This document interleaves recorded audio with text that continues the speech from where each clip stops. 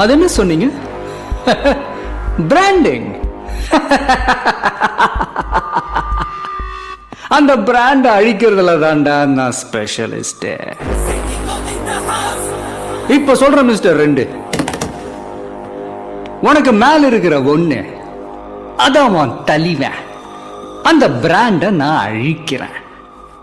மறுபடியும் உன் கட்சி ஜெயிச்சாலும் சரி, உன் தலைவனை நான் ஜெயிக்க விட மாட்டேன்.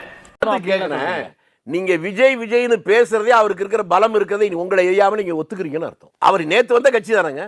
நீங்க கேட்ட கேள்வியில 10ல் 9 விஜய்னாவே உங்களை அறியாமலே உங்கள் மனதில் அவர் ஒரு பலமா இருக்கிறாருங்கிற எண்ணம் வரும் தான் கேட்குறீங்க. விஜய் கரூர்ல நின்று கரூர்ல செந்தில் பாலாஜியை தோக்கடிப்பாரா? ஆனா நான் என்ன சொல்றேன்னா, விஜய் ரொம்ப நிதானமானவர். செந்தில் பாலாஜியை கரூர்ல அவர் தோக்கடிக்க வேணாம். இந்த 41 பேர் இறந்தாங்கல்ல, அந்த குடும்பத்திலிருந்து ஒரு ஆளை, தன் மகனையோ மகளையோ மனைவியையோ சகோதரியை இழந்த ஒரு ஆளை நிக்க வச்சு செந்தில் பாலாஜியை கரூர்ல தோக்கடிப்பார். அப்படிதான் அவர் பழி தீர்ப்பாரு, தீக்கணும்னு நான் நினைக்கிறேன்.